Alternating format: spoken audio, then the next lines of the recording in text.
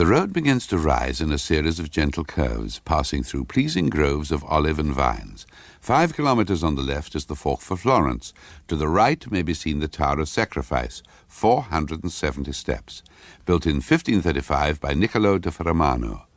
Superstitious fear left the tower intact when in 1549 the surrounding village was completely destroyed. Triumphantly, Caroline lifted her finger from the fine italic type. There was nothing to mar the success of this afternoon. For the first time she had taken the Italian guidebook Neville was always urging on her, and hesitatingly, haltingly, she had managed to piece out enough of the language to choose a route that took in 4 well-thought-of frescoes, 2 universally admired campaniles, and 1 wooden crucifix in a village church quite a long way from the main road. It was not, after all, such a bad thing that a British Council meeting had kept Neville in Florence. Perhaps there would just be time to add this tower to her dutiful collection. What was it called? She bent to the guidebook again, carefully tracing the text with her finger to be sure she was translating it correctly word by word. But this time her moving finger stopped abruptly at the name of Niccolò da Ferramano. There had risen in her mind a picture. No, not a picture, a portrait of a thin white face with deep-set eyes that stared intently into hers. Why a portrait, she asked. And then she remembered. It had been about 3 months ago, just after they were married, when Neville had first brought her to Florence. He himself had already lived there for 2 years, and during that time had been at least as concerned to accumulate Tuscan culture for himself as to disseminate English culture to the Italians. She had been proud to accompany Neville to castles and palaces privately owned to which his work gave him entry, and there to gaze with what she hoped was pleasure on the undiscovered Raphael, the Titian that had hung on the same wall ever since it was painted, the Giotto fresco under which the family that had originally commissioned it still said their prayers. It had been on one of these pilgrimages that she had seen the face of the young man with the black eyes. In a castle at the top of a hill, she had followed Neville dutifully along a gallery lined with 5 centuries of family portraits, listening politely, while in his light, well-bred voice he had told her some intimate anecdotes of history. And, involuntarily, she had let her eyes wander round the room. It was thus that her eye was caught by a face on the other side, and forgetting what was due to politeness, she caught her husband's arm and demanded, "Neville, who's that girl over there?"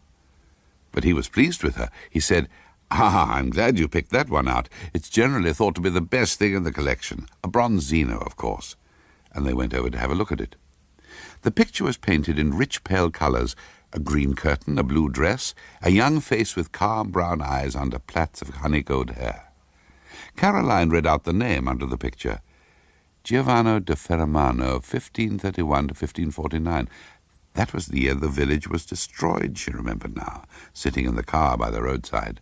But then she had exclaimed, "Neville, she was only 18 when she died." "Oh, they married young in those days," Neville commented, and Caroline said in surprise, "Oh, was she married?"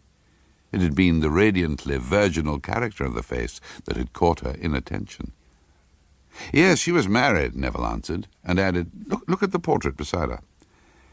And this was when Caroline had seen the pale young man. There were no clear light colours in this picture. There was only the whiteness of the face, the blackness of the eyes, the hair, the clothes, and the glint of gold letters on the pile of books, on which the young man rested his hand. Underneath this picture was written, "Portrait of an unknown gentleman." "Do you mean he's her husband? Surely they'd know if he was, instead of calling him an unknown gentleman." "Oh, he's Niccolò da Ferramano, all right. I've seen another portrait of him somewhere, and it's not a face one would forget. But there's apparently some queer scandal about him, and though they don't turn his picture out, they won't mention his name. Last time I was here, the old Count himself took me through the gallery.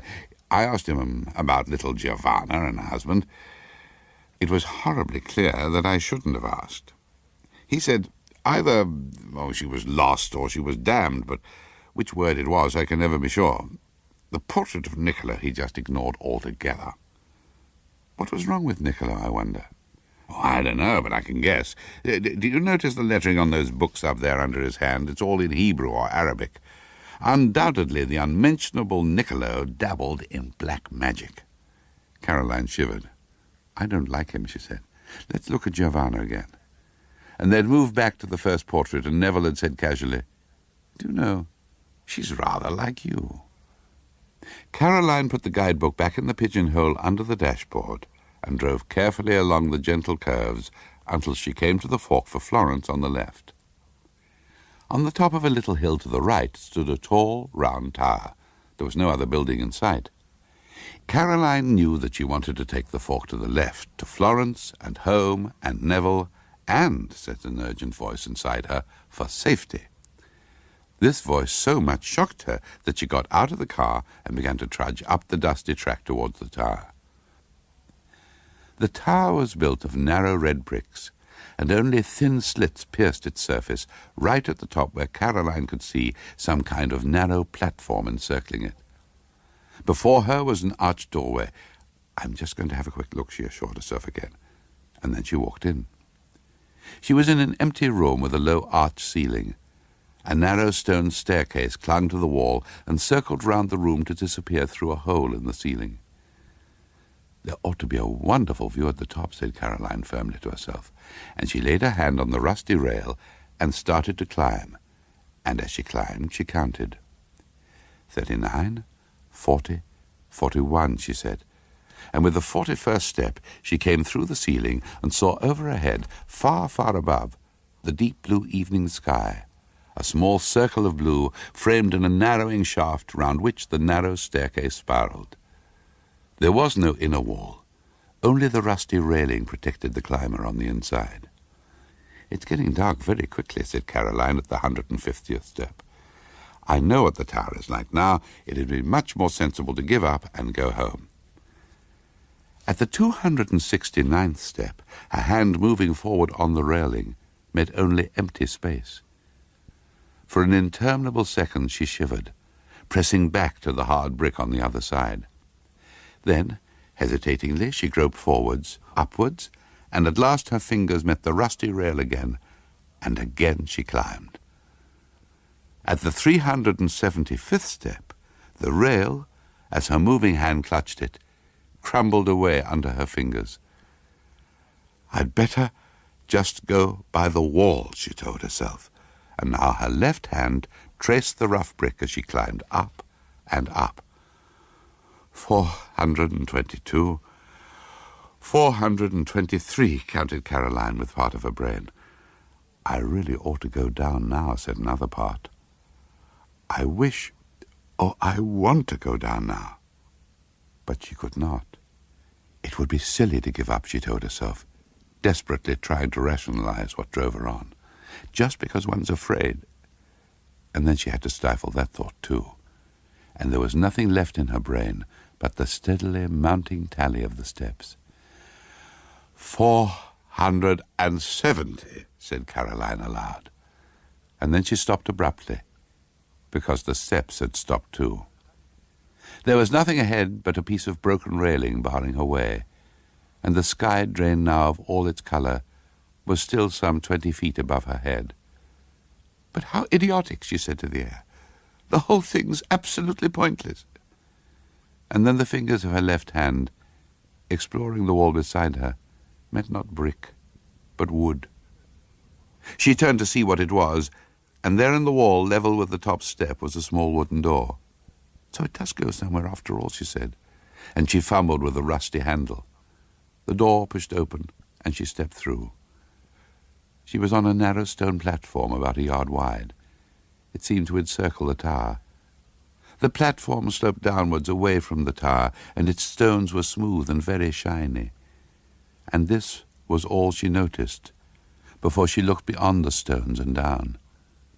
She was immeasurably, unbelievably high and alone, and the ground below was a world away.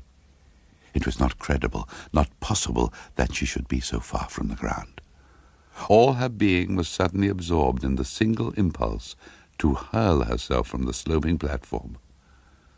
"I cannot go down any other way," she said. And then she heard what she said and stepped back, frenziedly clutching the soft rotten wood of the doorway with hands sodden with sweat. "There is no other way," said the voice in her brain. "There is no other way." "This is vertigo," said Caroline. I've never had it before, but I know what it is, and it's vertigo." She closed her eyes and kept very still, and felt the cold sweat running down her body.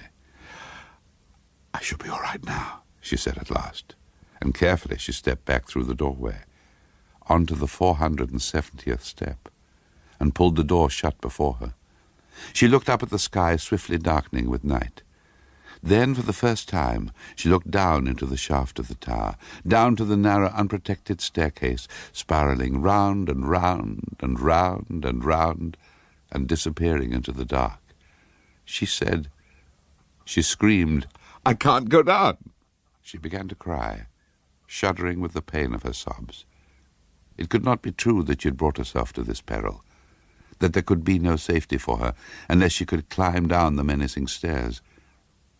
At last she stopped crying and said, "Now I shall go down. 1, she counted, and her right hand tearing at the brick wall, she moved first one and then the other foot down to the second step. 2, she counted, and then she thought of the depth below her and stood still, stupefied with terror. The stone beneath her feet, the brick against her hand were two frail protections for her exposed body. They could not save her from the voice that repeated that it would be easier to fall. Abruptly, she sat down on the step. 2, she counted again, and spreading both her hands tightly against the step on each side of her, she swung her body off the second step, down onto the third. 3, she counted, then 4, then 5, pressing closer and closer into the wall, away from the empty drop on the other side. At the 21st step, she said, "I think I can do it now." She slid her right hand up the rough wall and slowly stood upright. Then with the other hand, she reached for the railing. It was now too dark to see, but it was not there. For timeless time she stood there, knowing nothing but fear. 21, she said. 21, 21. Over and over again, but she could not step onto the 22nd step. Something brushed her face.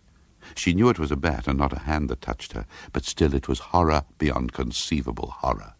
And it was this horror, without any sense of moving from dread to safety, that at last impelled her down the stairs.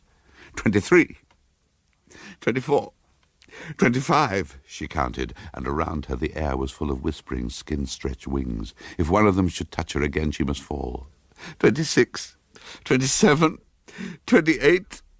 The skin of her right hand was torn and hot with blood, for she would never lift it from the wall, only press it slowly down and force her rigid legs to move from the knowledge of each step to the peril of the next. So Caroline came down the dark tower. She could not think. She could know nothing but fear. Only her brain remorselessly recorded the tally. 501, it counted. 502, and 3, and 4, and 5.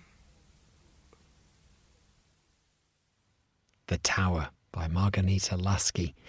The last of this week's Ghost Stories, read by Joss Ackland. It was abridged and produced by Richard Dunn.